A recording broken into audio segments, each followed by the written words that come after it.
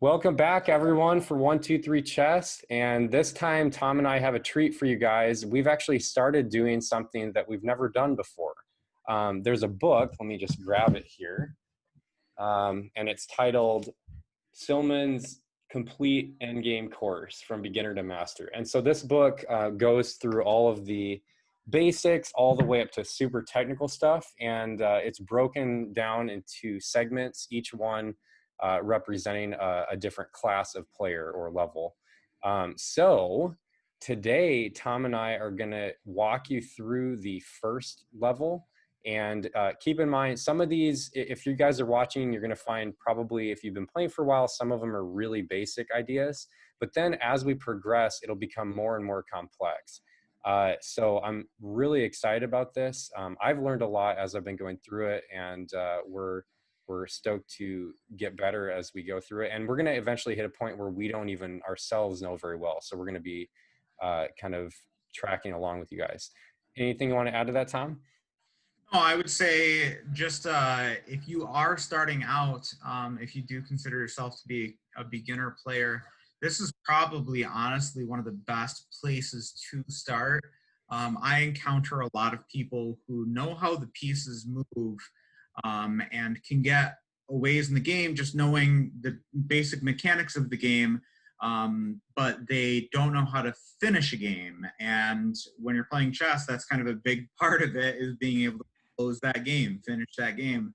Um, and so this is certainly it might not be as sexy as opening theory, but it's certainly more important to learn.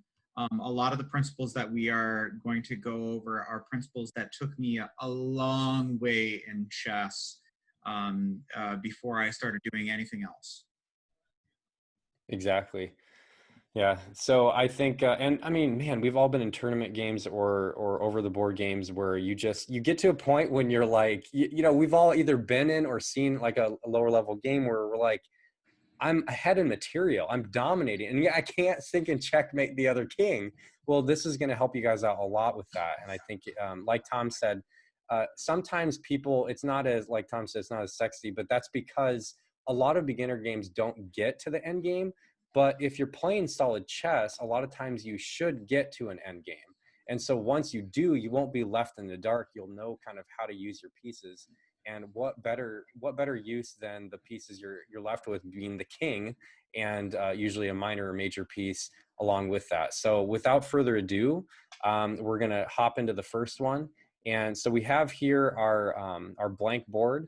And what we're going to do is just kind of set up the end game scenario so that we can kind of walk through it. Okay, so the first concept that we're going to be going over is the most fundamental overkill checkmate concept, which is called the staircase.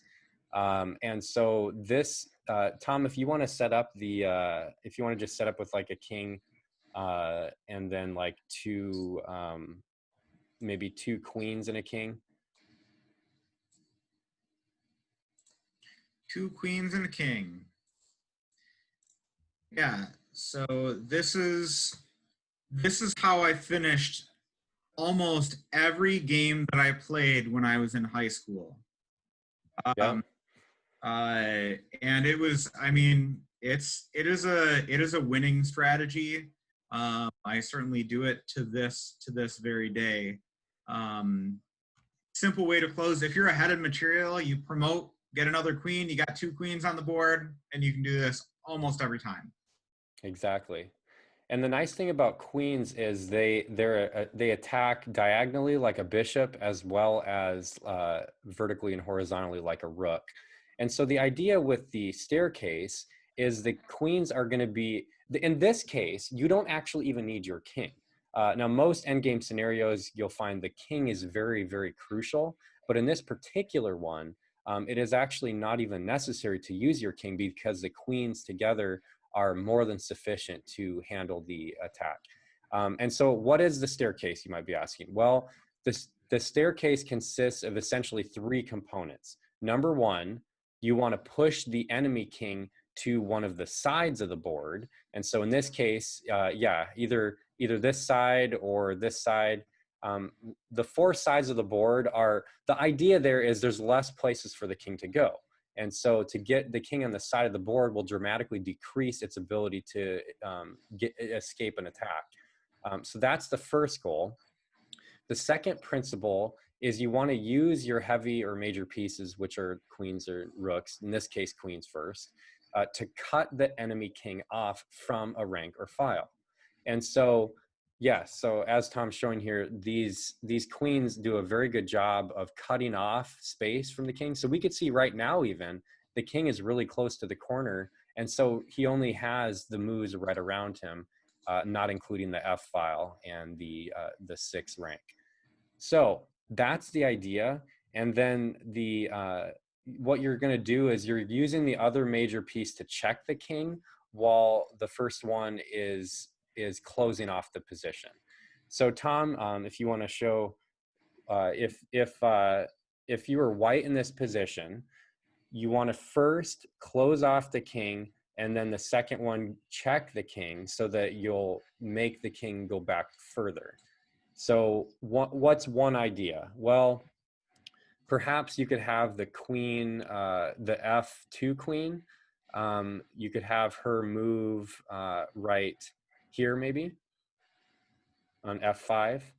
And so now you can see you have all of these just completely cut off. So the king, let's see, what do I want to do with the king? Maybe I'll go there. You can see from here, the king's already going to enter one of the ranks. And so now what to do from here? What would you do, Tom? Probably that. Yeah. Okay, so the idea here is once the king is on the side of a board, then you want to keep the king on the side of the board. Now, this is where a lot of chances for stalemates and draws come in, because you can easily create a position where you're just dominating the position, but the king can't move and he's not in check. Well, that's stalemate and that's a draw. And so in this case, we want to be careful of that. And the easiest way to do that is to just keep the king on that side of the board. So when Tom moved there, he knew the king had a spot to go right here. And so from here, what would be the next move? Well, here it is. Once the king moves back there, then you can just plop over here. Now, to show you a little bit more, I guess, tangible or obvious scenario of this staircase, if we go back here, the idea is you could just go 1, 2. So the idea is a staircase is where the two pieces are they're kind of going back and forth, each closing off ranks or files so that the king will meander to the side of the board. And then the checking is a means of getting that king closed further and further away. So the queen, just to make it even more obvious too. Yeah. Because this is kind of like the sequential pattern that I always would think of when I was in high school. Mm-hmm. Is just from this sort of a position. Oops, I said white. You can just walk right up the board. So you can see why it's called the staircase, because it's like stairs. You know, they're walking up one after the other. Now, there's not much danger. So, okay, what is the potential thing you have to be aware of if you have the queens here? Like I said, you just have to be aware of stalemate. So you have to be careful that the king has an escape square to go when you check him, unless it's checkmate, obviously. So the queens don't really have vulnerability aside from that, because they're guarding each other. So they're connected and they're not really going to get, kicked around by the king. I would say like an easy way to watch out for that too is to, if your queens are pretty far away from your king, typically you're not likely to hit that stalemate pattern. Where you start to become likely to get it is where you start to incorporate the diagonals more. I mean, it's not going to be here. I just want to see if I can get it right. Something like, yeah, that's a perfect example. Yeah, where it's always the queen diagonals that seem to get you in trouble with those stalemates, because they're the ones that are restricting that king movement in that in that file that he's in. Yeah, exactly. Cool. So this is again, this is a staircase, and with queens, it's the simplest. As we move on, it'll become more and more challenging. So now let me go ahead and remove these queens real quick, and let me get rid of the legal moves. Okay, and now following that line, let's go ahead and go with. I'm actually going to put them a little closer to king to demonstrate a crucial element here. Okay. Now let me choose it as white to move. Okay, so in this particular example, we have actually, let's go this way. We have a rook and a queen. Now, what is the difference between this and the two queens? Well, the rook and the queen, basically, the rook is weaker to a king because a king, as you know, can move diagonally. And so if the rook is next to a king, well, the rook can't attack diagonally, so therefore the king could possibly kick the rook around. Well, in this case, the rook, functionally speaking, if you're using the staircase method, is really like a queen, because really you're using the vertical and horizontal. And like Tom said, the biggest potential for stalemating is the queen diagonal. Well, there's actually less of that. So you could actually make the case that there's less chance for a stalemate with a rook like this. But either way, the idea here, as Tom showed, is you have, you know, walking king up the board, and the rook still can't be taken, of course, because the queen is guarding him. So, and voila. So not much different there between the rook and queen versus the queen and queen, but just keep in mind that you want to make sure that the rook is connected with the queen on this, especially if you're a beginner player and you haven't done this before, because that just saves time and you don't have to think about it. Anything else you want to add on that one? Yeah, I think one of the big things to think about when you're closing a game like this is always your first move tends to be with the intent not of checking the king, but of restricting the movement, the future movement of the king. And so when you've got a situation like this right here, the I think there's some tendency in novice players to be like, oh, well, I'm going to check the king, right? But you do this, and then all of a sudden the king's in the center board, and now it's got an attack on the rook, and then when you inevitably move your king, then you're like, oh, how did that happen? Yep, exactly. The idea is you're not, for your first move, your intent is not checking the king. Your first move is I want to restrict the movement of the king as much as possible, caveat without stalemate. That's what you're trying to limit the number of options of where the king can move without stalemating him. And so something more like this is much better because now you've blocked that off. The king is never going to be able to go there. King won't even be able to go to this square because of the way the queen works. And so now, the king, and, basic strategy for a king at the end of the game, when isolated, is try to stay as near to the middle as you can. Exactly. It decides. And so the king tries to stay toward the middle.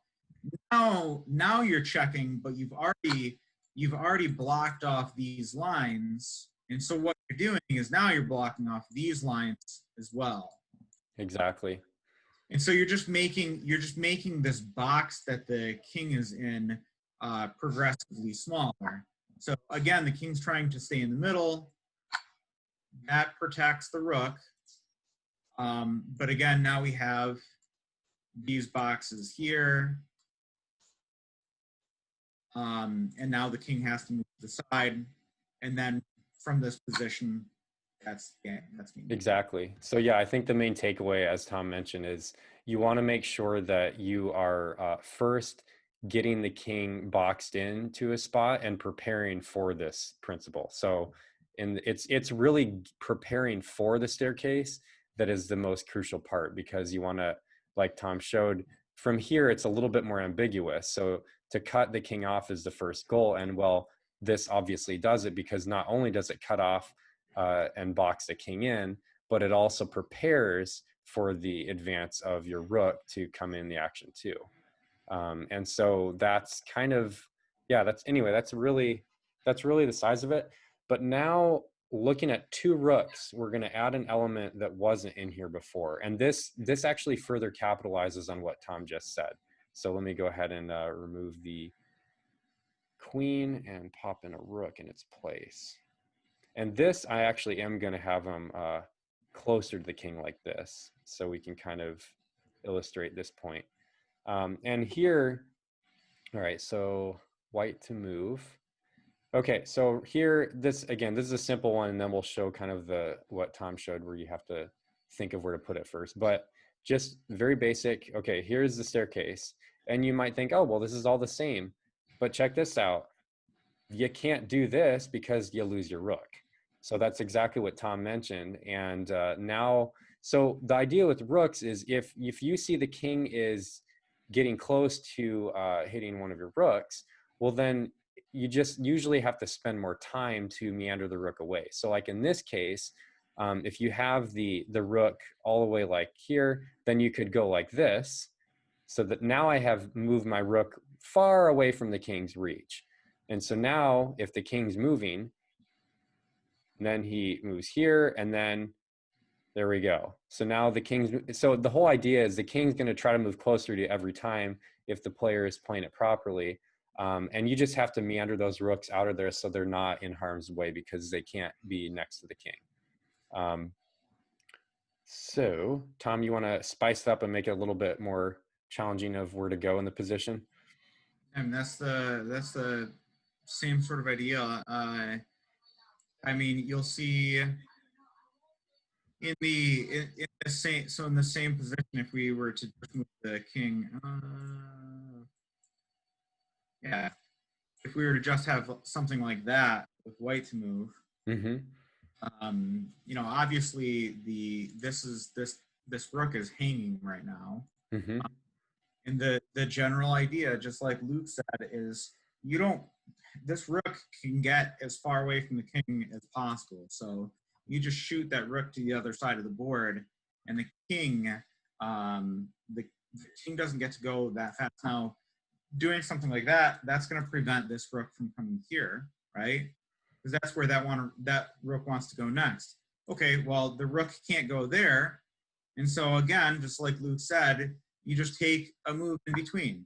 And so now you're over there. Now you've got so much distance between this king and these rooks that he won't be able to reach it. So you know, now the king's now you're moving up and the king's charging, trying to get there, doesn't get there on time. Exactly. You know, even if we had set it up where the king was one square closer and managed to get to this square, right? You know, now that can't happen here. Well, once again, we just say, okay, no big deal. I've got my time. I'll go down there again from here. So black moves forward one more. No big deal. I've got my time. You'll also notice that these rooks, when I'm bringing them down here, I'm not putting them both on that same rank. I'm not bringing them there, right? Exactly. That's one of the other pitfalls that you can come into. You don't want to do that because you want to be able to then take this one and move it over here on your next turn. Perfect. So you guys, that's really the concept of the staircase method. Is you just want to, like Tom said, you first restrict the king's movement and then prepare for your second major piece, whether it's a queen or a rook, to enter the fray and to be able to check the king and further restrict and keep checking. So it's this dance of restriction and checking, restriction and checking. And if you already have the staircase kind of prepped, you basically you're checking and restricting at the same time until you checkmate. So yeah, so it's really in conclusion, make sure that you don't stalemate the king. Just make sure the king has an escape square when you check, especially if the king's close to the side and if you have a queen or more. And then secondly, any rooks, unlike the queen, are susceptible to the king hitting them on a diagonal. So just be careful to make sure your rooks are far away from the enemy king. And it's okay to, you know, move it down the board just to be safe when you're learning, especially. And then you should be more than fine. Cool. All right, so the next concept that we're going to go over is called the box, and this, again, you'll notice this is kind of progressive, as this kind of is contingent upon stuff we just mentioned. But now you don't have two major pieces. Instead, you only have one. So what I'm going to do here is get it to where, let's get the king closer to the middle here. Let's go right here. Yeah, let's put him right here. Okay, so now from this position, obviously you can't do the staircase method because your queen needs to have some other method of checkmating the king. And you'll also notice that the queen herself, being the best piece of the board, still cannot checkmate the king alone. Instead, you're actually going to have to get your king involved. So this is the first element that encompasses the king working together with another piece to accomplish this goal. And so in this case, the idea is, Tom already mentioned before how you're trying to cut off the king's movement. And these are the three places the queen is attacking right now. What we're going to do is, this method is called, well, it's called the box for a reason. You're basically creating a box that you make smaller and smaller and smaller until you get the king to the corner or the side. And so one of the first moves you could do with this would be simply right here. So now the queen was here, and now because I just moved her here, now we're cutting off the king in a smaller box than before. So now the king's turn. Okay, well, probably keep him toward the center. And now you're going to get your king involved. The king moves. All right, and here's where you start to close in. So now the king is supporting this square. So your queen can pop in here, and now you're checking the king while tightening this box further. So here's the king. Now you're moving your king again, and what are you doing? You're preparing for this spot. So now once the king moves, now you're closing that box further. So you see that this is it's slow, it's incremental, but it's consistent. And if you know this method, then you'll never have a problem getting a king in checkmate like this with your king and queen, because you're always going to know, well, I just got to support my queen, have a spot to make the box smaller. And so if you want to see this played out to the end, here's now, and you see this spot's not restricted. So now if the king moves away, but I will mention, and Tom, I know this is probably, you were going to say this too, the stalemate dynamic is magnified in this usually, because even though there aren't two queens, so they're not hitting as many spaces, you can easily get yourself into a position where the king has nowhere to go and he's not in check. So let's see right here. Here we go. Perfect example. So now the king is not in check. He can't move anywhere because these are all taken. So therefore, one of the things you want to be extra careful about is you want to make sure that when you're closing this box in, so now the king, this is actually kind of something that as players get used to it, they're going to probably want to move to the corner because they know that there's this chance for a checkmate or a stalemate. And now, because I didn't move the queen, instead I moved the king, I knew that there's this one space for the king to move to. So now that the king moves there, check, and then it doesn't matter where you go, checkmate here or right here, checkmate there. Tom, want to add anything to that? Oh, I think that's the highlights of everything that you said. Getting the king into the corner. I will sometimes think of cutting off bigger chunks. Mm-hmm. Instead of one square at a time, I will think to myself, okay, well, I can move my queen here. Mm-hmm. Right? And I made that. This is my box now, right? Something to remember when you have just that queen. As long as you didn't put that queen next to the king, not going to take that queen. it can't come within threatening distance of the queen. So from here, you're doing something like this. And now that you've made that box just that little bit smaller, right? Again, now it's even smaller, right? Mm-hmm. And so I've got this king into like this corner here, right? And I'm keeping my queen away. I'm never putting it right next to the king. Again, I'm just limiting those squares that the king can move into. And so now I get something like this, and now I'm jumping into that sort of pattern, which I can do once I get that king, because eventually doing just this with my queen, not the king, doing just this, eventually my king is going, or this king is going to have to, this is the move, go to the side of the board. It has to go to one of those squares. Sorry, not that square. So it's got to go to one of these three squares.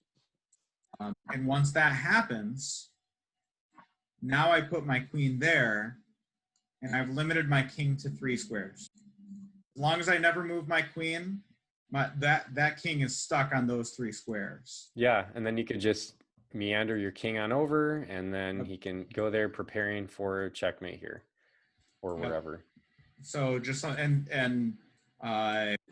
just doing this. Again, I can do that, and now I'm limiting it to 2 squares. The king is just going to bounce back and forth between those 2 squares. There's no other options. And then once we get there, boom. That's true. Yeah, I think so. You guys make sure, like what Tom said is really helpful, because what I was showing you, you can do it with the king and queen, but it's a lot simpler if you just use your queen, because the king works against himself. It limits squares enough to where after a few moves of just using your queen to limit his squares, he'll eventually have to go to the side of the board like Tom showed. And then it's a lot easier that way, because then you could just bring the king over, and then you're good. So. But it always goes to getting the king to the side of the board. Force the king to the side of the board. Yep. And I think one of the things I see, if I want to go back a little bit to show Tom, one of the things I see beginners doing a lot, and I used to fall into this too, is when you get to the point right here. So at this point, Tom has now forced the king to go to the side. Now there's a lot of potential here for, if the king starts moving toward the corner, there's a lot of potential for beginner players for, if the queen isn't watchful, she could actually get a stalemate by, moving something like here. Depending on where the king is moving, you just want, the case in point, what I'm trying to say is, as soon as the king gets to the side, lock him in the side there. That way you'll never have to worry about a stalemate, because the king's always going to be able to go back and forth, back and forth, back and forth. And then you just pop your king up and you're good to go. Yeah. Cool. Okay. Tom, you want to start with a rook instead? Let me take off the queen. And okay. So this is honestly one of my favorite endings. And it's one of my favorite endings, honestly, because I distinctly remember being in high school, and I had learned those staircase strategies. And I remember one time talking to Luke, actually, after we had been playing a game, and I was like, I know there's a way to get a checkmate with just a rook and a king. I remember this. And it was like, yeah, let's figure it out real quick. And this is something I highly recommend doing. Like, and if you really want to challenge, do it with 2 bishops. You can get checkmate with 2 bishops and a king versus a king. And so you set yourself up like this, and it's like, okay, we knew how to do this. And the same principle sort of applies. Okay, I've got my box, right? So I want to limit the scope of movement of this king. So if I'm wanting to limit the scope of movement of the king, sure, why not, right? It's not going to be able to move past this line anymore. Can't move there. So that's the box that the king is in. Now, from the perspective of black, they're trying to attack this rook, right? Attack the rook. I can't, if that king gets there, it can take. But again, We've got a couple of options here. So option number one, let's just move that king forward. Let him get one square closer. He can only move one at a time, so why not? So king gets here, and at this point, now we say, just like we did before, king takes a long time to move. King takes a long time to move. It's going to take a long time for him to get to that rook. So he's climbing closer to that rook. Now I'm getting my king into the action. Really getting him to the center of the board. At this point, now my king is safe because he's protected by, my rook is safe because he's protected by my king. So now here, I get a little bit more maneuverability, right?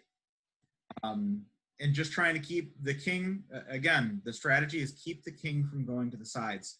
One of the best things to think about is if you can visualize your king, this is kind of how I did it. You visualize your king as a mini rook, right? So a rook gets all of these squares, right? Gets 8 at a time. The king only gets 3. That's okay. With those 3 squares, that does limit the choices that black has, right? Black is covering these 3 squares, so now this rook does not have to anymore. That one's going somewhere, right? So again, we're trying to force this king into a side.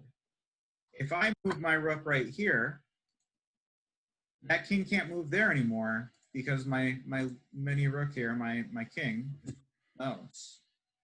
Again, just trying to stay off the side, right? I can do something like that. And this again is just the primary strategy that you're trying to do with this king. Stay away from the sides. But you'll notice we continue to cut down the amount of movement that this rook is able to have. So from here, I don't know. We're either going here or we're going here, staying away, right? Let's say we go there. Now we've got that. Now we're breaking it down even further, right? Yep, the box is small. Yep, our box, which was bigger, it keeps getting smaller, but now it's protected by the king, and that's the key to this entire thing. Is I keep protecting this rook with my king, so that capture is never going to take place. Exactly. Again, we're trying to stay away. I keep protecting, stay away, keep protecting, staying away. Mini rook, right? Mini rook with the king. So now when I move here, these 3 squares are covered by my king. This one has to go somewhere. You know, like I said, I'm going near the rook because I want to attack it. But I have to go to a side. I have no other option at this point but to go to a side. Again, I've got to protect that. I've got to protect that rook. But now, if you look, I've limited the squares that this king can move to 3. Those are the only squares that this king now has to move on. And if you get to this point and you're like, I really have to think about it, that's fine. That's fine. Stop and think about it. Yeah. Because you know the king is not going to go anywhere at this point, right? It has one legal move at this point, right there. And you can go right there. Now the king has 2 squares to move to. So king has to move there. You can move there. One legal move. And now it's just bouncing back and forth between these 2 different squares. Mm-hmm. So it moved right there. I'm gonna do one move just to force the king back to that corner there. Again, one legal move because I'm still blocking that off. King has to go there. And at this point, I can move my rook down there to the side. This king is blocking off those 3 squares. And that's checkmate. Nice. Yeah. So, I mean, and I think, let me see it. Let me add one little element here to piggyback off what Tom said. So let's say, let's just say that the king is, that you've already accomplished this position, something like this, right? So you've already forced the black king on the end, you know, the eighth rank. And so he's on the back rank. You know that he's just got to go back and forth.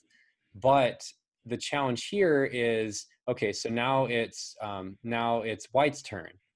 Okay, so then let's, so white goes here and black goes here, white goes here. So you kind of do this little dance thing. If you've ever encountered this as a beginner, it gets really frustrating if you don't understand how to handle it. Now, one of the things that's nice though is obviously the board is only so big. And so let's say that the black king goes there and and you decide, well, if you do this, then this is just going to happen, right? So, but the nice thing is the opponent in here has one piece. You have two pieces, and there's an element in chess which is called zugzwang, and the idea of it is that you're placing your opponent in a position where they would like to pass, but they can't. And so in this case, um, because you have a second piece, then you can use that piece to keep your king in a spot that you want him. So let's say the black king is right here, and you've kind of been doing this dance, and you're like, I don't know what to do. Well, you know one thing for sure. If the king goes back there, then you have a checkmate with your rook.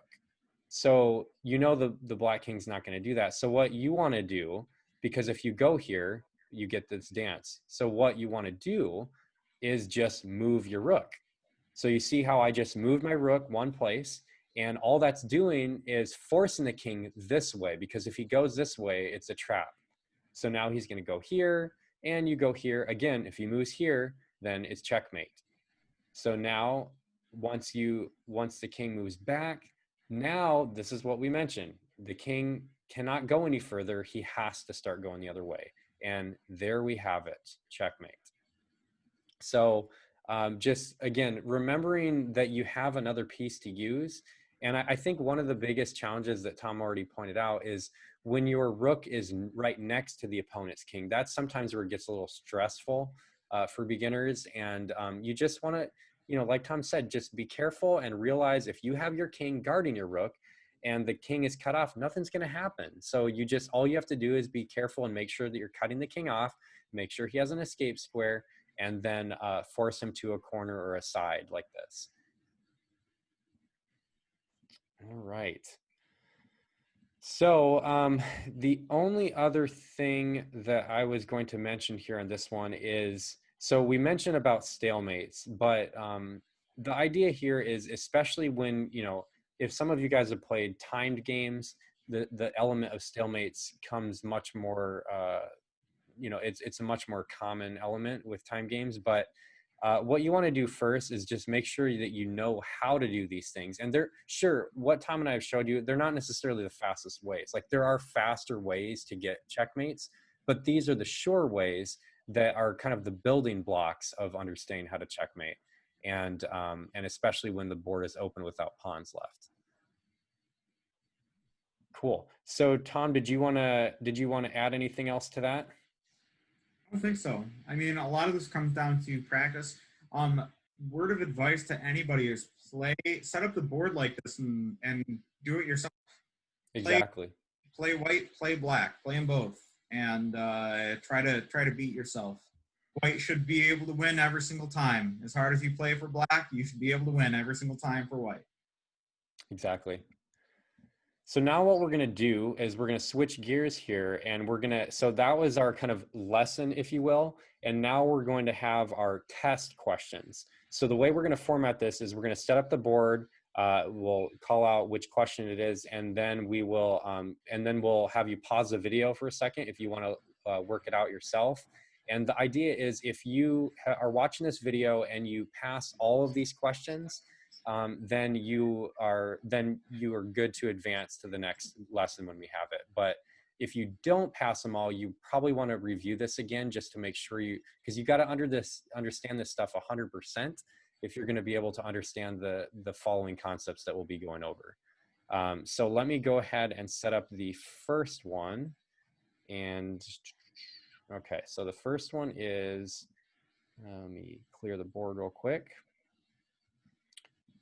And we have a king right here. We have a king right here. A rook right here. And I think that's it. Let me make sure. Okay, so this is question number 1. From this position, it is white to move, and white has a forced mate, so you can get your checkmate, your opponent in checkmate in 4 moves, guaranteed.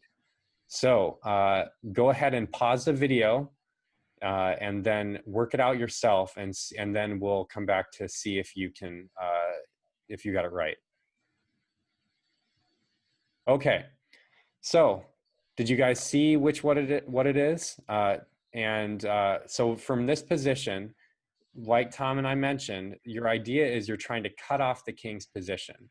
Now, what you want to look at in this position to see is what's the most efficient way to do that.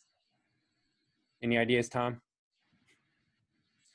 Well, the way that I'm going to look at it is we're two. We're the second from the side on this one.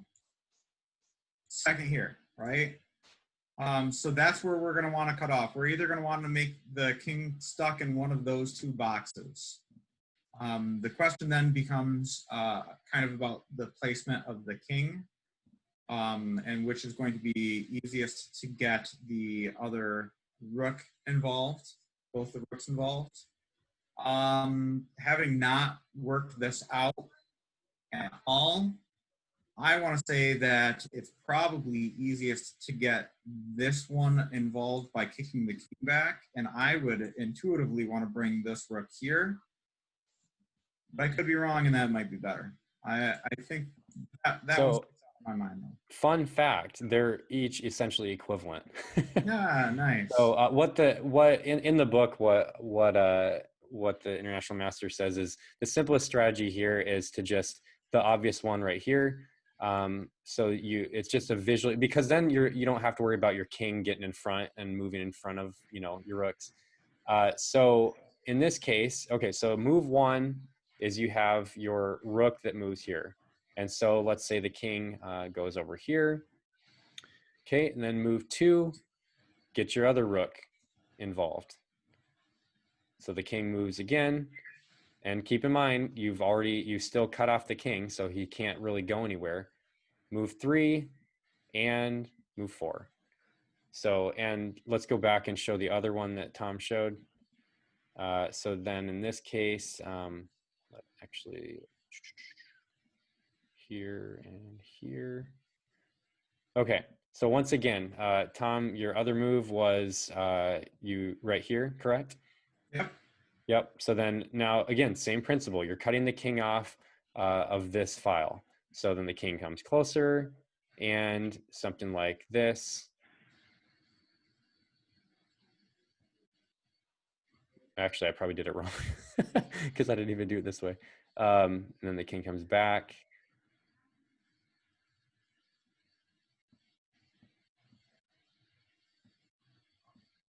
Obviously, that was more moves than it should have been.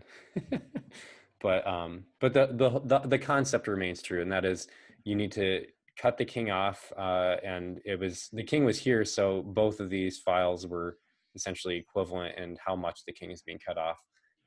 But case in point, there is a 4-move checkmate there. And here's the coolest thing. I'm sure you guys have probably heard people talking like, oh, I can see like, I heard someone can see like 10 moves ahead, or maybe if you've seen the movie Searching for Bobby Fischer, wasn't it like 12 moves, Tom, or something like that in that last game on it?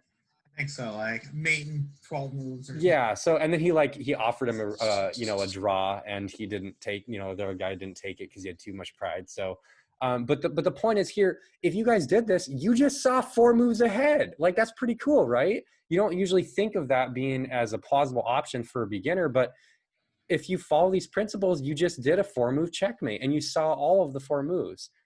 So again, if you didn't get this right, go back and revisit it. but the principles that we went over are very simple in this. And once you understand it, it's really not a hard task to accomplish. Okay, so next position is we have, let me just clear the board here real quick. Now we have the king in the corner this time, and now this time we have a queen, and I think she's, yep, she's right there with a rook to help out, and then the white king is right here. Okay, so question number White 2. kings. What's that? So many white kings. Uh-oh. Oh my, I should probably remove one of those. If you have 2 white kings, you're not playing the right game. That is definitely not chess. All right, so so this is position number 2. It is white to move, and the question. This is actually a question here. Is it wise to play rook c7, trapping the enemy king on its back rank? So again, you're talking about the rook here. It's white to move. Is it wise to play rook c7? So, is that a wise move? Okay, go ahead and stop the video and work it out. All right. So if you saw the answer, Tom, what is the answer to this one? Well, it keeps with our principle of try to limit the moves of the king, because you're restricting it to that back file there. The only problem is rook is already restricted that direction. So if you go here, yep, the king can't move any of those squares, but because of the queen, the king can't move any of these squares either. That's the only legal square for the king to be in, and he's not in check. That makes it a stalemate. Yep. So, so you might be asking, okay, well, what is a good move in this position? Well, the idea here is, again, if we're following the principles that we went over before, the idea is you want to cut the king off, but not too much. And so you have to have an escape. You have to allow him an escape square, or it just won't work. And one simple way to do that would be to simply go right here. And you see how unlike when we moved our rook, the queen has now allowed the king this escape square. And so once the king moves there, then voila, 2 moves, checkmate. And so the whole idea, again, you just want to make sure that the king has an escape square. And when you have especially 2 major pieces, it's easy to cut the king off too much and fall into a stalemate and be very sad. So that is the question number 2. If you guys are tracking with us, we're about halfway through with these last questions. Okay, so next one is position number 3. And this one we have the king right here. We have the white king right here. And then we have a rook over on the side here. Okay, legal moves only. Okay. So this is also white to move. And the goal here is to trap the enemy king in the smallest box possible. So which move in this position traps the enemy king in the smallest possible box? Go ahead and pause the video and work it out. Okay. So the question was, in this position, it's white to move, and you want to trap the enemy king in the smallest box possible. Tom, any ideas? I want to go e4 with my rook. Correct. So e4, cutting the king off the e file and the 4th rank. So the king will have to move back to one of these 3 squares, and thus making it that much easier. And then the next move after the king is you'll probably want to bring your, I mean, there's multiple ways to do it, but bringing your king in, and then you can make the box even smaller if you're going like this, and you know, something like that. Kind of, that was actually almost identical to what Tom showed out after that point. Okay, nice job, you guys. We're halfway done. So now let's go to our position number 4.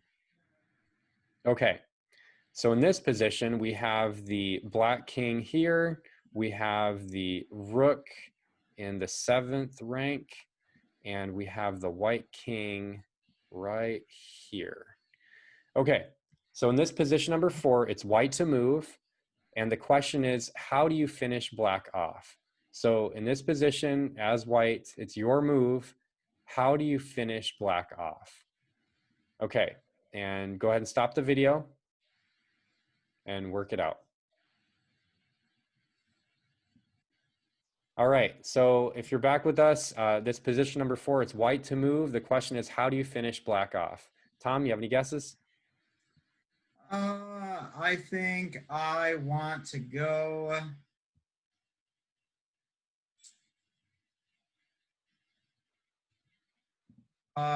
rook to d7. Okay. Oh, I think I have a better move than that. What's No, that? yeah. I was going to say put it in the back rank. You're still kind of stuck with the same. So this actually is a little bit more tricky, you guys, and this plays into the element I mentioned earlier, where you're putting your opponent in a zugzwang position. So you have 2 pieces to move, where they only have 1. So what Tom said, moving your rook, is correct. And so the challenge here is just the king only has 2 spaces to move to right now. The question is, how can you force black to essentially get itself in a trap? Well, the easiest way to do that, like Tom said, is move the rook. And well, if we move the rook to say g7, the king's going to go back here, and then boom. So the idea is you're forcing, you want the king to go back the way you want him to go. So if you want the king to go toward the corner so that you can get in a position where your kings are directly lined up with one another like this, then that's when you can plop the rook in and force the checkmate. So in this case, we were simply following the principle of having an in-between move. And then once the king goes back there, now we can force the king into that position. So right here, if you're looking at this and you've never done rook king end games, this you want to really, really ingrain in your mind, because where you force the king to a back rank, and then you have the kings lined up with one another, then you can plop your rook in and checkmate. That's a crucial thing to remember, because it'll come up again and again and again and again. I Okay. was forgetting about my rook. What's that? In this position, Yep. when I was thinking bringing my rook up, Yep. thinking, well, why can't the king move there? The king can't move there. Oh, yeah. There's the rook there. So. Gotcha. Yeah, it's funny too, because like a lot of these positions seem really easy, and they are, but sometimes there's that little thing you got to just keep in mind, or it's easy to go awry. So, it's just be extra careful when you guys are going through these to make sure you understand all the concepts, and don't look at the answer until you're pretty sure what it is. Okay. So now we're almost done, you guys. We're on position number 5, the second to last position. So in this position, I'm going to go ahead and clear this board. And the king is right here. The white king is right here. There's a pawn. And then the queen is right here. Okay. So this is position number 5, and it is, from this position, it is white to move. And the question is, can white safely take the pawn on f6 with his queen? Should he do so? Okay, go ahead and pause the video. All right. So position number 5, white to move, we said, can white safely take the pawn on f6 with his queen? Should he do this? 90% of bullet games I'm going to play, absolutely every time I'm taking that on. Yeah. 90% of bullet games. So, but let's look at the consequences. Watch. You take it. Yep. The queen's attacking those squares. The king is covering this one. This king's got nowhere to move. Poor guy. So what can seem like a very, very simple win can go awry from just one simple little mistake like this.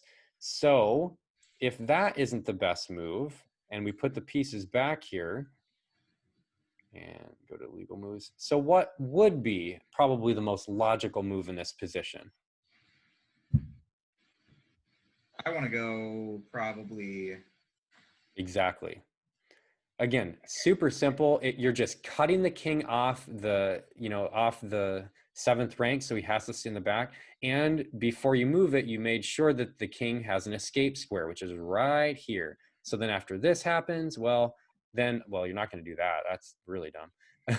But after the king moves there, then all you have to do is get your king lined up, and he'll keep moving away, and voila. It's all about keeping the king in the back rank, but make sure he has an escape square. Okay. And now the 6th and final position of this lesson. And that is the king is right here. Whoop, over here. The white king is here. And the rook is right here. Okay. So position number 6, it is again white to move. It's mate in 1. Can you find it? Okay, go ahead and pause the video. All right. So this is actually a little bit of an easier one than a couple of the others. And Tried to lead you astray with my arrow. so what is the one move checkmate for white? Ding, ding, ding. So the idea now, remember the principle we just mentioned earlier. Actually, for this particular situation, it doesn't really matter that the kings are not lined up, because remember I mentioned how typically it's thematic for the kings to be lined up with one another. But here, because this king is blocking the black king from entering either of these two squares, well then you don't even need to do an in-between move. You can just slam the rook right back right away, because all of the spaces are taken with check. So how'd you guys do? Let us know in the comments. And if you have any other questions or need more clarification on any of the concepts, we'll be more than happy to reply. But again, a lot of you probably are thinking, wow, this is really simple. If you're not, fantastic, this is perfect for you. But keep staying tuned, because as we go into these, they'll become more and more complex. And in this Mastering the Endgame course, lesson 2 will be next. Anything else you want to add, Tom? I don't think so. If you are uncomfortable with this at all, practice it a million times and get really, really good at it. Because this is, I swear, when I was playing in high school, the vast majority of games that I was playing were decided by my opponent's hanging pieces, just leaving pieces completely undefended, and I would take them. So just capture pieces, capture pieces, capture pieces for free. And then at the end of the game, I would have material advantage, and I could promote a pawn to be a queen, and I'd have 2 queens on the board, or a queen and a rook on the board, or something along those lines. And I just needed to work it out in this way and get checkmate. Yeah. It is a winning system. It is a winning system. So again, in this lesson, we covered the staircase with 2 major pieces. We covered the box with 1 major piece with the king assisting. And then we touched on the stalemate options to be aware of and to just be careful about when you're in this overkill mate scenario. So thank you guys for watching. And again, leave us some comments if you have anything to share or if you got it right. Fantastic. And we'll see you next time for our lesson 2 of Mastering the Endgame.